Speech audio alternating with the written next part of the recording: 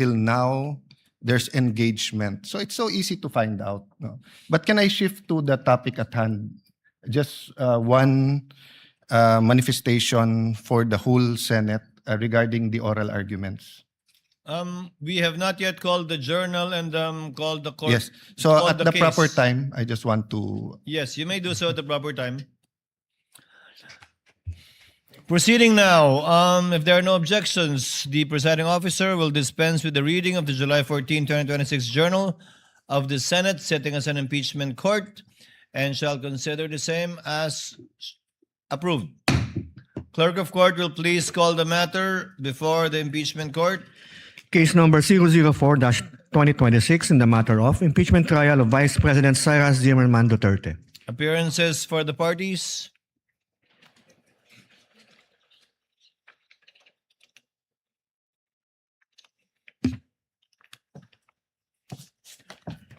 Good afternoon, Your Honors. Same appearance for the prosecution. We are ready, Your Honor. Appearances for the respondent. Good afternoon, Your Honors. I'm Michael Poa. Same appearances for the defense and for the respondent accused, Your Honor. Before recognizing the counsel for the prosecution for their 15 minutes for their presentation and oral argument in relation to their motions for the issuance of subpoena for banks, AMLC, and the BIR, Chair would like to recognize Senator Judge Alan Cayetano for his manifestation earlier. Alan? The Senator Judge intimated earlier that he had a manifestation before we proceeded. Yes, this is really to be fair to the prosecution and of course to the defense and to each one of us. So yesterday I asked whether or not mag-oral arguments today, and then I'd like to thank the Senate President and of course the presiding officer and all our colleagues, no, Senator Soto, although magkatabi kami, hindi kami magkatabi, but I saw him agreeing that we should have a caucus and discuss this. Hinimay ko lang very preliminarily, ha. If we're going to look at issues, for example, relevancy lang, you have about the banks, you have AMLA, AMLC, you have BIR.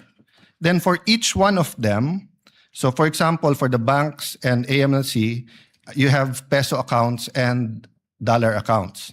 Then for each one of them, you have the accounts of Vice President Sara, but also of the spouse, and then possibly of the companies, same sa BIR. So, although I do believe that we have exclusive jurisdiction, sometimes the Supreme Court have defined certain parameters that we either have crossed or not. So if we're going to vote, one vote, whether or not to allow these subpoenas, it would be unfair to everyone. For example, me, I cannot vote unless I see na walang problema sa lahat. Then no problem, let's vote.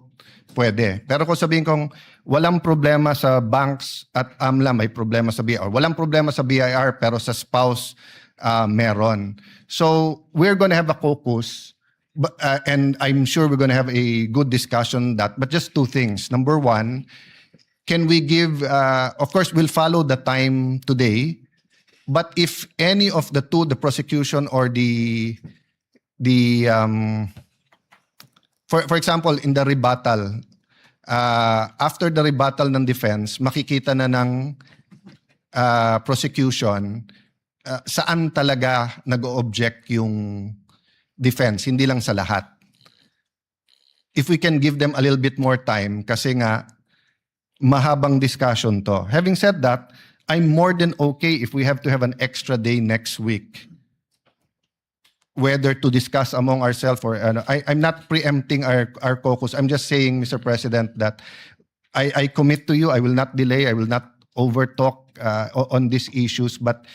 And I don't think controversial each and every one of this yung request for subpoena dito, but there may be one or two, and I don't think it would be good for us to lump it in one issue if there are different legal issues. The law, there are similarities in the law, but there's a different law governing AMLA, there's a different law for the bank secrecy, there's a different law for BIR.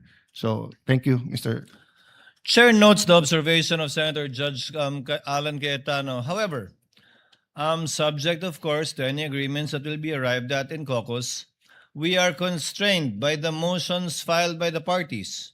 There are only two pending motions that this court should act upon. Number one, a motion for the issuance of a subpoena with respect to bank and AMLC records on the one hand, and number two, a motion for the issuance of subpoena for BIR records.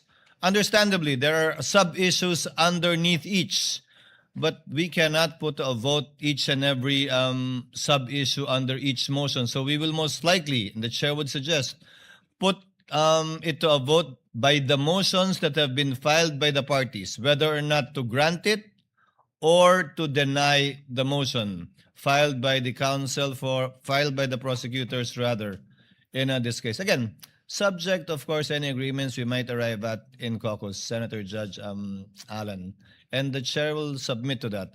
Now, as earlier agreed in yesterday's proceedings, the prosecution will be given 15 minutes for their chief arguments. Likewise, the respondent will be given 15 minutes.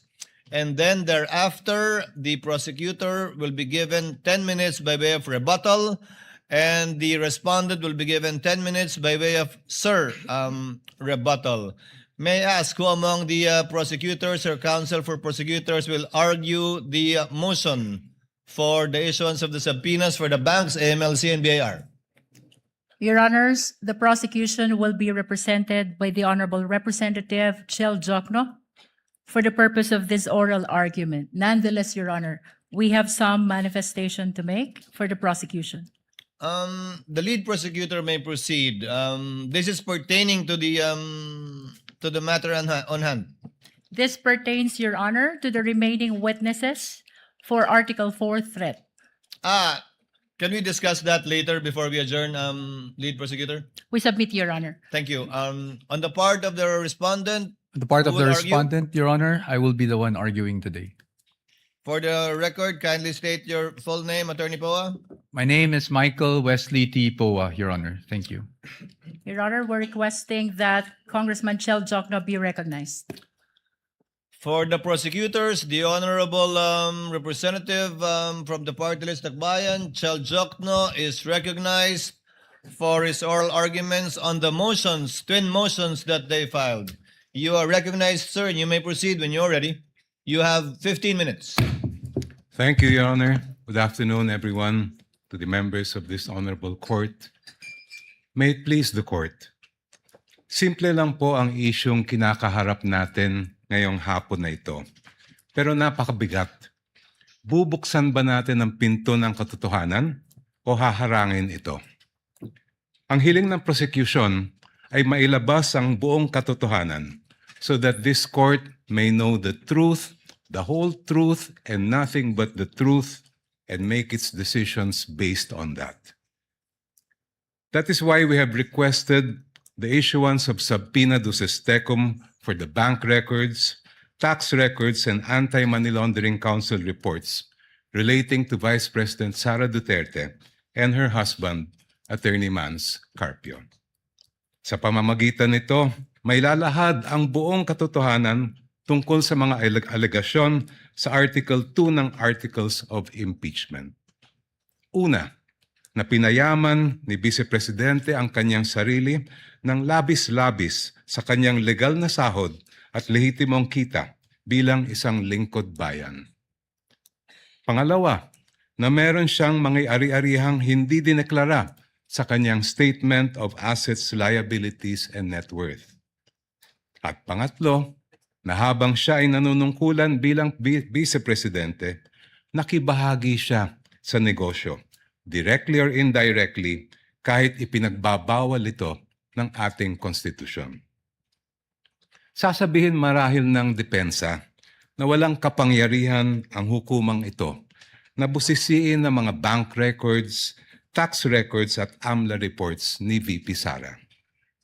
With all due respect, that argument is not only legally flawed, it is an affront to the authority of this honorable court. Kung tatanggapin po natin ang argumentong ito, hahayaan natin maliitin at insultuhin ang hukumang ito. The Constitution, Your Honors, please, vests this impeachment court with extraordinary powers. Tanging ang hukumang ito lamang ang may kapangyarihang magpasya kung ang mga pinakamataas na pinuno ng ating bansa ay karapat-dapat pa rin manungkulan. Because this power comes directly from the Constitution, no one, no person, no law, no administrative rule can limit or supersede it. I repeat, nothing and no one can handcuff this court's power to try and decide this impeachment case. Kahit ang bank secrecy law po ay sumusunod at tumatalima sa impeachment court. The law explicitly states, and I quote its pertinent portions, all deposits are hereby considered as of an absolutely confidential nature except in cases of impeachment. Walang kaduda-duda, may karapatan at kapangyarihan ng impeachment court na busisiin ang mga bank records ni VP Sara. Hindi rin po hadlang ang Data Privacy Act. The law itself affirms that confidentiality shall not apply, and I quote, should the personal information be needed pursuant to a subpoena duly issued. Muli, walang kaduda-duda. May karapatan at kapangyarihan ng impeachment court na ipasabpina ang mga dokumento ni VP Sara Duterte. Pero sabi po ng kampo ni Vice President, irrelevant daw ang mga bank records, AMLAC reports at BIR records. Lalo na daw yung mga transaksyon na nangyari bago siya umupo bilang pangalawang Pangulo dahil wala raw itong kinalaman sa kasong ito. The prosecution respectfully but vehemently disagrees. Ayon sa report ng Anti-Money Laundering Council na isinumite sa Committee on Justice ng House of Representatives, the financial activity of Vice President Sara C. Duterte increased significantly starting 2007 when transaction values surged to 208.15 million pesos. According to this report, which is marked as Exhibit P-2-7-8, I quote, financial movements intensified between 2009 and 2013 with consistently high totals exceeding 400 million pesos, including notable peaks in 2009, 704.93 million pesos, 2010, 648.58 million pesos, and 2011, 597.15 million pesos. Si VP Sara po ay nanungkulan bilang Vice Mayor ng Davao City mula 2007 hanggang 2010. Naglingkod naman siya bilang Mayor ng Davao City mula 2010 hanggang 2013. From 2007 to 2013, ayon sa records ng AMLAC, lumampas sa 3 billion pesos ang kanyang financial activity. May kinalaman ba ito? Ito ba ay relevant sa Article 2 ng Articles of Impeachment, which alleges, among others, that VP Sara betrayed the public trust and culpably violated the Constitution when she amassed unexplained wealth manifestly disproportionate to her lawful income? Para sa prosecution, malinaw ang sagot. The Vice President's financial activity as Vice Mayor and Mayor of Davao City relates directly to the main fact in issue in this case, her fitness or unfitness to serve as Vice President. Let me explain. The framers of the 1987 Constitution added betrayal of public trust as a ground for impeachment, and I quote, to include all acts which render the officer unfit to continue in office. For this honorable court to determine whether VP Sara Duterte is unfit to continue in office, it must have a clear picture of the respondent as a public servant. Kailangan makita ng publiko at ng mga senator judge ang tunay na kulay ng vice-presidente at larawan ng kanyang buong pagkatao bilang isang lingkod bayan. If she amassed staggering amounts of unexplained wealth while she was a vice mayor and mayor, doesn't that say a lot about her unfitness to serve as a vice president? Isn't that relevant to the question this court must resolve at the end of this trial of whether or not the Vice President betrayed the trust given to her by the people? From what I have gathered and read, Your Honors, please, this is not the first time this court has been confronted with this issue. Sa impeachment ni dating Chief Justice Renato Corona, tinanggap ng hukumang ito ang mga ebidensyang nakalap bago pa man siya naupo bilang punong hukom. I believe it was then Senator Judge, now presiding officer Francis Escudero, who raised the question, will the impeachment court consider only Corona's acts as Chief Justice? This after observing that some exhibits predated his appointment as Chief Justice. This matter was taken up in caucus, after which this court decided to allow such evidence. When Philippine Savings Bank President Pascual Garcia III testified before this court in the same Corona trial, he refused to answer the question of then Senator Judge Franklin Drilon on the starting balance of Corona's 2 peso-denominated accounts. But, if I'm not mistaken, it was Senator Judge Alan Peter Cayetano who said that records of initial deposits are among the quote-unquote opening documents that should have been brought to the impeachment court. After reading the subpoena, presiding officer Senator Juan Ponce Enrile held that Senator Judge Cayetano's observation was correct. During the same hearing, the presiding officer ordered the issuance of subpoena to PS Bank Katipunan branch manager Annabel Tiongson to bring all the bank records of the Chief Justice. A few days later, the impeachment court denied the defense's motion to quash the subpoena for the peso bank accounts of CJ Corona. The presiding officer explained that the purpose of the subpoena is to find out if Corona has not included the deposits in his salin. This court also denied the defense's motion to suppress evidence on Corona's bank accounts. Sa huli, binusisi ng hukumang ito ang bank records ni Chief Justice Corona mula sa kanyang unang balanse bago pa man siya naging punong mahistrado. The panel of prosecutors respectfully submits that the subpoenas for the production of the bank records, AMLA documents, and BIR documents of the Vice President and her husband are proper and should be issued by this honorable court. Now allow me, Your Honors, to return to my first point.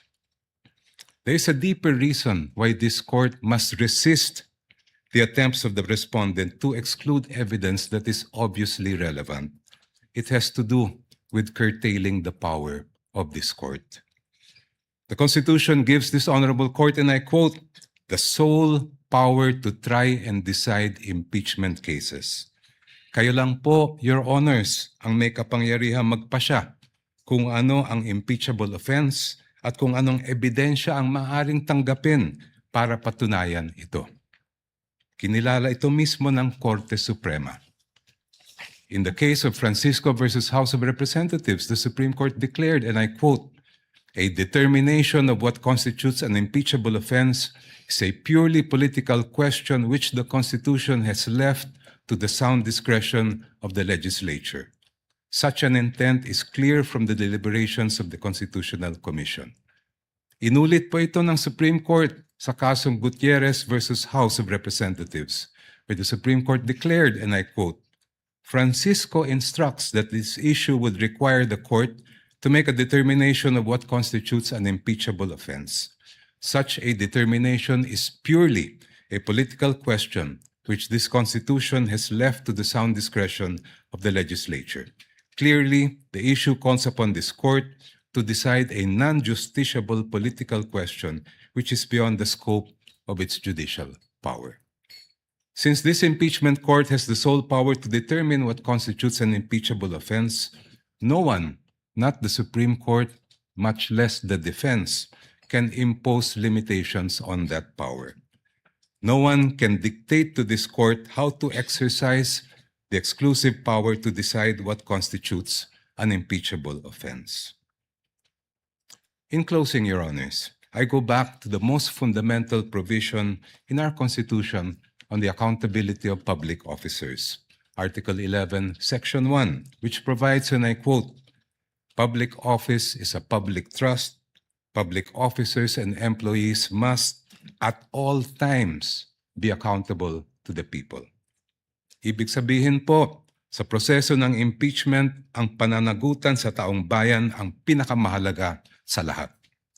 Kaya naman po, ang hiling namin sa korte, gamitin ang inyong natatanging kapangyarihan at karapatan na busisiin ang bank records, tax records at AMLA reports kaugnay ni VP Sara at ng kanyang asawa.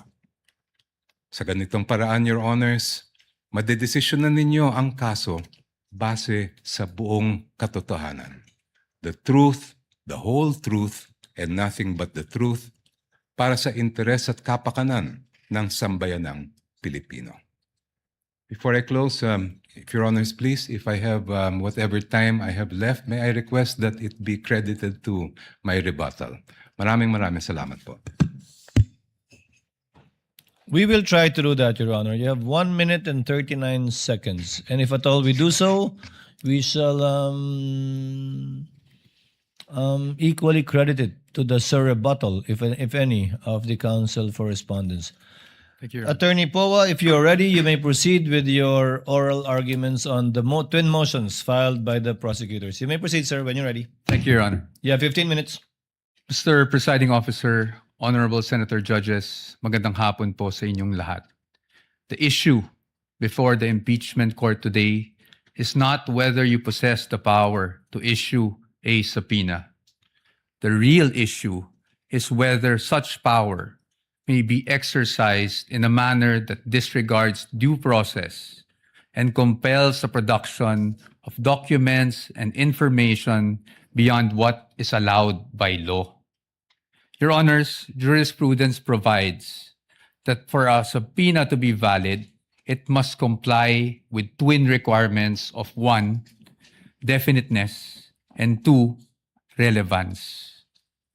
Ibig sabihin po nun, dapat particularly describe po ang nasasaklaw ng subpoena at dapat may direktang kaugnayan sa ginagawang paglilitis.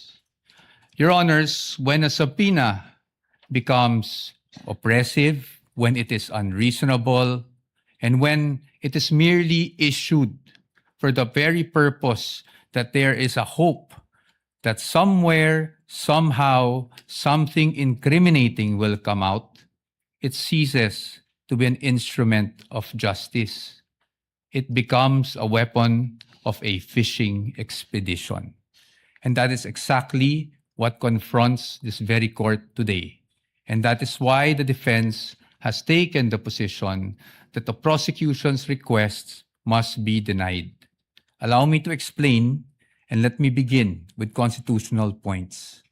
Our first point, Your Honors, due process. Impeachment is primarily a legal and constitutional procedure with political characteristics. It is sui generis, but it is not a purely political proceeding. Ibig sabihin po nun, the Bill of Rights, especially the due process clause, applies in all stages of the impeachment process. Your Honors, those are not my words. Those are the words of the Supreme Court in Duterte versus House of Representatives. And that is the law of the land. When we speak of due process, we offer a simple proposition that evidence must be present to support each and every accusation. Pero hindi po yon yung nangyari dito. Balikan po natin kung saan nagsimula itong proceeding na ito. I have here with me, Your Honors, copies of the Zabalia and Cabrera complaints, both filed before the House of Representatives. Both accused the Vice President of allegedly amassing unexplained wealth, both with voluminous attachments, yet not one attached a document to support that accusation. Not a single financial transaction record, not even a single SALN.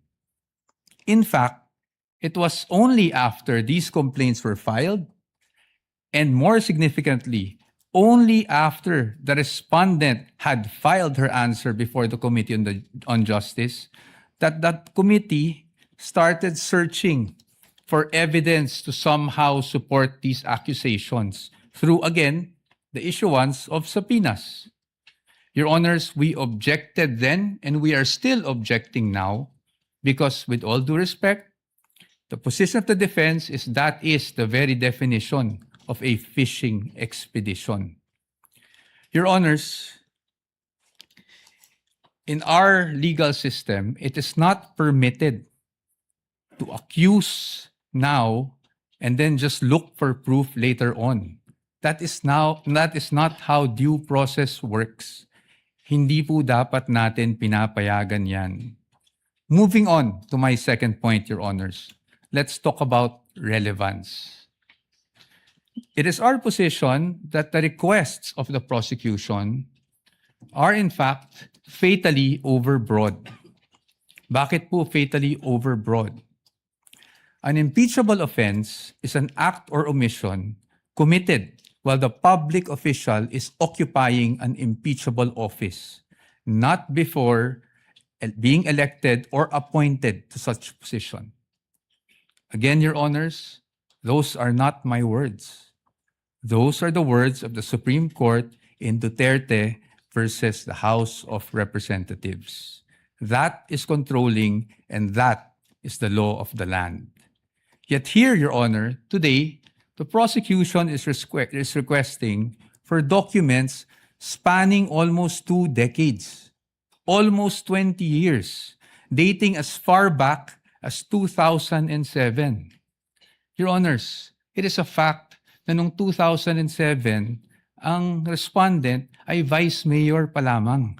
Definitely not an impeachable office, Your Honors. How is that relevant? It is the position of the defense that it is not. In fact, what that is an unlimited search throughout a person's financial history. That should not be allowed. Your Honors, if a subpoena is not narrowly tailored, it is oppressive. For these reasons alone, we are of the position that the request should already be dismissed. Nonetheless, if the impeachment court were to extend its utmost liberality, which the prosecution have asked for in their memorandum, we'd like to point out, Your Honors, that Congress itself, the Senate and the House of Representatives, enacted laws that specifically prohibit the disclosure of these information that the prosecution is asking for now. Let us go through them one by one.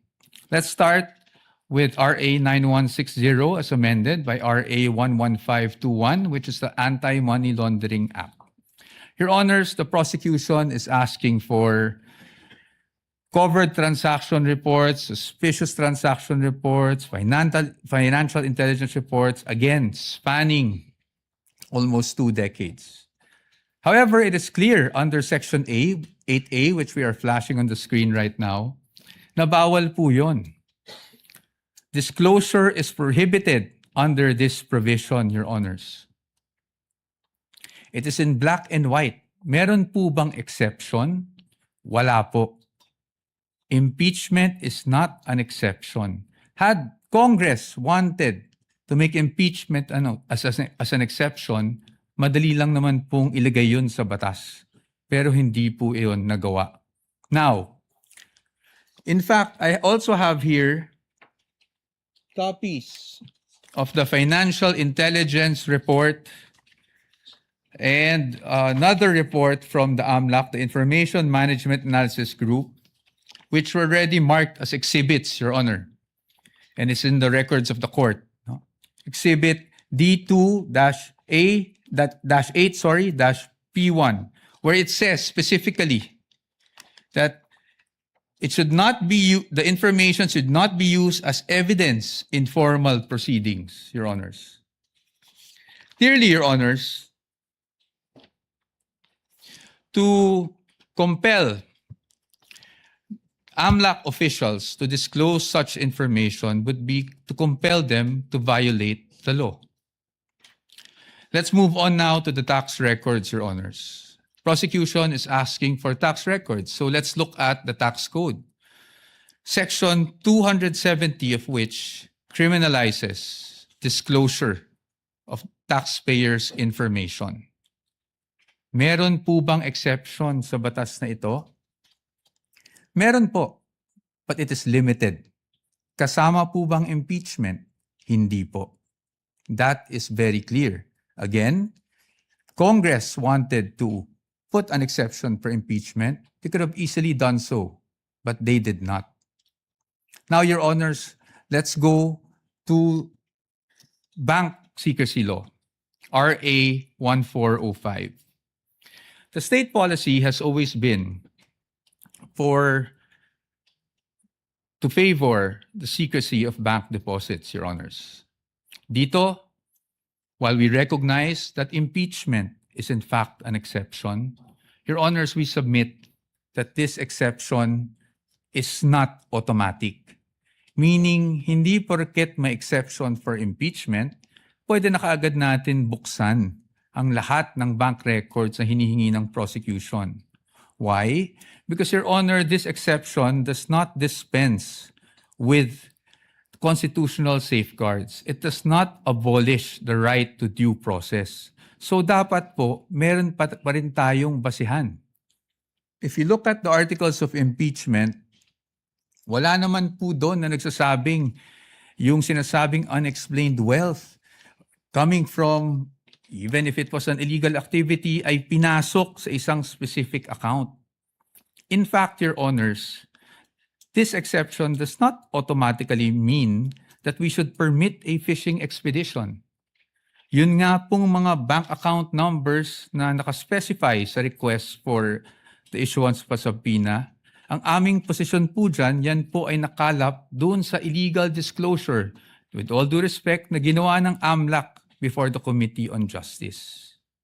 And then, Your Honors, they're also asking for the bank records of the spouse. Your Honor, the spouse is not an impeachable officer. And therefore, the spouse is not covered by this exception. Again, Your Honors, we should not allow this. In closing, Your Honors, the prosecution has repeatedly invoked accountability. Your Honors, we agree with them. No one is above the law. But in the same manner, no one must fall below or be outside the protection of the law. Impeachment is indeed a powerful constitutional tool. But Your Honors, impeachment is not a magic word or a magic wand that one can just wave to transform an illegal act into a legal act, to transform unlawful access to lawful access. That is not what the Constitution contemplates. That is not what the laws enacted by Congress contemplate. And that is not something that the Honorable Impeachment Court should allow. We submit, Your Honors. Thank you very much. The gentleman still has 2 minutes and 48 seconds, which we shall credit, similar to the request of the prosecutor, to your rebuttal should you desire to use it, counsel, for the respondent, Attorney Paul. Thank you, Your Honor. Counsel, the prosecutor is recognized. Attorney Chel Jokno, you have 11.38 minutes, which will round off to 12 minutes, counsel. You may Thank proceed you. when you're ready for Thank you. for your rebuttal. Maraming salamat po, Mr. Presiding Officer, at magandang hapon po ulit sa ating lahat. Let me address each of the points that the defense has raised in their oral argument. Sabi po nila una ay due process daw ang isang paulit-ulit na dinidiin ng defense. But there's no debate that due process applies in this proceeding, just like in any other proceeding. The real issue before this honorable court is, will the subpoenas that we are asking be issued by this court actually deprive the respondent of any form of due process. Ang aming paniwala po ay hindi. And allow me to explain why. First of all, we are not yet at the stage where any evidence is being put in the trial or offered to the Honorable Court. Nandito pa lang po tayo sa punto na kung maari bang ipaproduce natin itong mga dokumentong ito. The defense will have every opportunity to make objections if and when particular exhibits or documents are identified by a witness and offered in evidence. Therefore, wala pong due process violation ang pag-issue ng subpoena. Second, the defense repeatedly cites the case of Duterte versus House of Representatives as, I quote, the law of the land, as I quote, controlling daw yung decision na yan. But I must remind the defense of that particular case and why the pronouncements quoted are mere obiter dicta o kung sa simpleng salita po ay side comment lang. The entire Duterte versus House of Representatives case revolved around a different mode of impeachment. Kung maalala po natin, yan yung at least one-third na members of the House ang nagsampa ng kaso. And the entire decision discussed how due process should apply to that mode of impeachment. Totoo, may sinabi ang Supreme Court tungkol sa mode na ginamit po ng Saballa and the Cabrera complaints. Pero hindi po yun ang issue sa kaso ni Duterte. That issue is just a side bypass or incidental declarations of the court that are not controlling and are not the law of the land. And if you look mismo at the decision of the court, they expressly said, we are speaking of due process in relation to how these proceedings reached the Senate as an impeachment court, not this kind of procedure. Second, paulit-ulit din po nilang sinasabi na ang ginagawa po ng prosecution ay fishing expedition. Actually po, meron ng desisyon ang Supreme Court that addresses squarely this point. This case involved a case of unexplained wealth, the case of Republic versus Rabusa, GR 208183, decided August 31, 2022. Just like here, the prosecution in that case requested subpoenas for the production of bank records. Just like here, the argument was raised that this is a mere fishing expedition. In fact, hanggang sa Court of Appeals, ang sabi po ng Court of Appeals ay fishing expedition lang po yan. But please allow me to read just a portion of what the Supreme Court held here. I quote, "The Court of Appeals resolved that the bank accounts of Rabusa et al. Were protected under Republic Act 1405, that is the Bank Secrecy Law. Given the arbitrary demand to disclose the contents thereof, the Court of Appeals considered the inquiry as a fishing expedition to utilize evidence against Rabusa et al. In the instant case, given that the court orders in the form of various subpoena duces tecum and ad testificandum all involve the forfeiture of unexplained wealth, the RTC was in error for not allowing petitioner to examine, inquire, and look into the subject accounts." I continue. "As the present proceedings on unexplained wealth are now encompassed within the exceptions of Republic Act 1405, the court orders subject of this case clearly fall within the orders that would enable the examination of the respondent's bank accounts as contemplated in the first exception. Thus, it comes clear that this court cannot sustain the RTC's and Court of Appeals theory that there was no court order authorizing the examination of the bank accounts. On the contrary, records prove that the RTC issued several subpoena duces tecum and ad testificandum, which required certain persons to testify in open court and present documents which pertain to the existence and identity of the subject accounts and also to the accounts, the contents found therein. I just move forward. Given the existence and propriety of the subpoenas, the evidence procured through the same should have been duly considered by the lower courts.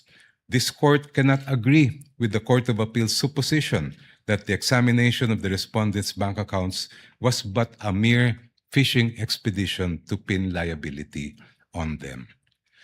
Next, the defense repeatedly cites a number of laws to claim that the requested information and documents that we are asking from this court for the issuance of subpoena are confidential. Sabi po nila, confidential daw ito sa ilalim ng Republic Act 1405. Sabi po nila, confidential daw ito sa ilalim ng Anti-Money Laundering Act, pati ang National Internal Revenue Code, pati ang Data Privacy Act ay confidential din. Pero kung titingnan po natin, klaro po at malinaw po sa amin ang batas at ang utos ng saligang batas sa impeachment court na ito. You have the sole exclusive power to determine an impeachable offense, and that includes the power to find out, ferret the entire truth, and make your decision on that basis. I will not dwell on the exception to Republic Act 1405. That's very clear. There's an exception for impeachment. Pero paano naman po yung sinasabi nilang Section 8A ng Anti-Money Laundering Law? If you read that law, particularly that provision, it clearly refers to prohibiting leaks by members of the Anti-Money Laundering Council. It never was intended to short-circuit the impeachment process or limit the powers of this honorable court to find out the truth. Ganon din po ang nakalagay sa ating National Internal Revenue Code. Sabi po ng defense, there's nothing that allows these documents to be made public. I cite Section 71, NIRC. After the assessment shall have been made, I'll just move forward. The returns, together with any corrections, shall be filed in the office of the commissioner, and I quote, and shall constitute public records and be open to inspection as such upon the order of the President. And in fact, during the Corona impeachment trial, the President at that time did order, and that is why this court admitted the BIR documents. Your Honors, madaling sabihin na confidential ang ilang impormasyon at dokumento. Madaling magturo ng batas. Pero ang hinahanap po ng impeachment court ngayon at sa mga susunod na araw, linggo at buwan ay ang katotohanan. At ang layunin ay makamit ang pananagutan. Confidentiality, Your Honor, should not be the prevailing principle in this proceeding. Hindi po confidential ang katotohanan. Maraming salamat po. Thank you, Representative, the Honorable Chel Jokno. Attorney Poa, counsel for respondent, is recognized for his rebuttal. Sir, you have 13 minutes. Thank you, sir. I will not take up the entire time to expedite matters. Your Honors, I respect, of course, the arguments put forth by the distinguished opposing counsel. But when it comes to due process, Your Honors, I think it's beyond debate, no? That due process must be observed in every stage of the proceedings. And aside from that, due process requires, Your Honor, that we also respect the protections afforded by law on the respondent. Your Honors, ang sabi po ng ating distinguished opposing counsels, obiter lang daw po yung sinabi ng Supreme Court. But Your Honors, nung sinabi ng Supreme Court sa Duterte versus House of Representatives na ang impeachable offense is an act or omission that is committed by a public officer while occupying an impeachable office, hindi naman po siguro pwede doon lang sa yung one-third mode gamitin yung ganong definition, pero pagdating po sa ibang mode ay hindi na po applicable yung ganong definition. Your Honors, in fact, in that decision, which I failed to mention earlier, sinabi rin po that the acts or omissions must be done in relation to the office. Kasi yun nga po ang purpose ng impeachment. Next, Your Honors, yung sinasabi na dapat kahit na may mga prohibition sa batas, pwede pa rin nating masapina para ma-examine. Your Honors, it is the wisdom of Congress kaya po may ganung mga prohibitions against disclosure under the law. Kung papayagan po natin that a court process, even an impeachment court, can issue a subpoena to thwart those provisions, it's as if, Your Honor, we are doing judicial legislation here because a judicial issuance can easily repeal for the time being that provision or at least suspend, Your Honor. Maybe not repeal. The proper word might be suspend that provision of law. I've never heard about that, Your Honors. And then, lastly, Your Honors, parati nating sinasabi rin, no? Two points. Yung nabanggit na Section 71. I agree po under the tax code that Section 71 provides that if the President orders, then nawawala na po yung confidentiality. However, Your Honors, even given that there's an order from the President, I think we should still think about the relevance. Para saan ba ine-examine yung mga dokumento? Hindi ba para sa impeachment proceeding? Hindi po namin sinasabi na kung sakaling nagkamali man ang Vice Presidente, kung sakaling may paglabag man sa batas ang Vice Presidente noon, ay hindi na pwedeng maparusahan. Marami naman pong paraan. You can file cases against the Vice President for those infractions, preterm infractions. Pero pag impeachment po ang pinag-uusapan, we are limited to what impeachable offenses are. And again, the Supreme Court is clear about that. Your Honors, there's also a repeated citation of the Corona case. But we would just like to point out that the Corona case was tried, decided upon way before Duterte versus HOR. And Your Honors, since it was decided before Duterte versus HOR, the Supreme Court was fully cognizant of what happened in the Corona trial. And yet, Your Honors, they imposed these guidelines. In fact, the line itself in the Duterte versus HOR is we clarify, I quote, we clarify the constitutional requirements of impeachment. At kasama doon yung nabanggit namin kanina on what constitutes an impeachable offense. And that is very clear. Marahil, sinasabi natin na yon ay isang obiter, pero Your Honors, paano po magiging obiter yon? Kung yun mismo ang itinakbo ng desisyon. The fact that the one-year bar was triggered was only the effect of not abiding by the due process clause of the Constitution. And lastly, again, Your Honors, we do not disagree with the prosecution in terms of accountability. Again, no one is above the law, but no one should also be deprived of the protection given by law, Your Honors. Thank you. Bago mag-recess ang mga senator judges para mag-usap sa caucus, nais kong sambitin sa record na binabati ko ang magkabilang panig, partikular si Congressman the Honorable Chel Jokno, gayon din si Attorney Poa, sa isang mahinahon, malumanay, maginoo at magalang na diskurso at debate kaugnay sa may tuturing nating kontrobersyal na isyong ito. At inaasahan ko, yan din ang magaganap sa caucus at sa aming pagbabalik matapos nito.